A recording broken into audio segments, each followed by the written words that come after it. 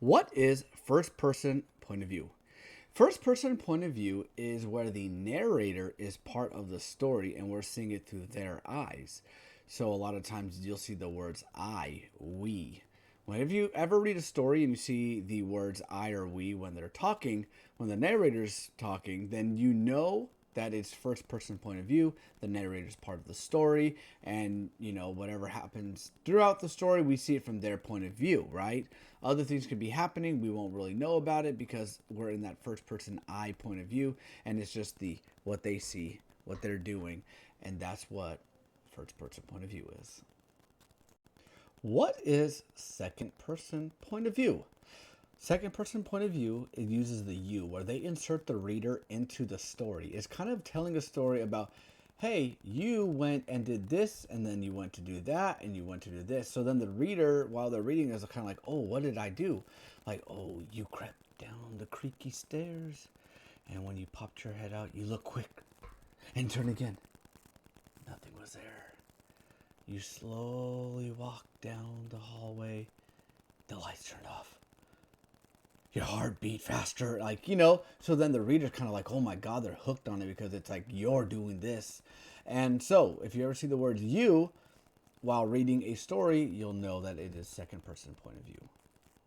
Hello there. So I have two kids books out of my 4 kids book series, self-published on Amazon. If you want to check them out, the link will be in the description below. And if you have Kindle Unlimited, you get these books for free. What is third person point of view? Third person point of view is what you're going to read in most novels and most short stories and most books. You're going to see the they went and they did this, he did that, she did that. It's used widely throughout writing, in majority of the stuff that at least that I've been reading and the stuff that people assign us when you're going through school and stuff. It's going to be third person point of view. And there are third person limited and third person objective. So those are two things I'll dive into in a little bit in the next video. But for now, just know whenever you're reading it, it's just telling a story about who is doing what and what is going on throughout the story. What is third person point of view objective? So when you're looking at objective, you're looking at it as someone who's just standing in the back. The narrator just is looking down upon everybody and there's no bias. They don't really care. They're just stating, this is what's happening. This is what's going on. These are the people who are involved in it. This is what they want. This is what they don't want. This is, who the bad guys are, the good guys, antagonist, protagonist. They're just kind of stating what is happening to the reader without being involved in it. So you're going to see again the words they, he, she. You're going to see words like that being used for third person point of view. This is Creative Writing Lessons. This is where I give you tips and tricks to writing a successful story, especially for beginners. If you're loving this content, don't forget to like and subscribe this video so I can keep pumping out these amazing videos.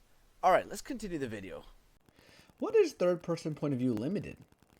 So third person point of view limited is usually focused on one character throughout the story. Like Harry Potter, we really focus on Harry Potter and everything that he's going through and stuff. But we can tell how the other characters act and react and how they feel by what they're saying, their mannerisms, what's going on, what their actions and reactions are to themselves. So you get a little bit more involved in one of the characters, right? A limited character, like Harry Potter, we see it through him. We see what's going on with him. And we just see what the characters act and react to him, and that's kind of like how we're limited. So it's not going to be every single character in the whole entire book, but we are limited to a character like Harry Potter, and we know what he knows and a little bit more based off of what's going on. Again, reaction and action, dialogue, and conversations.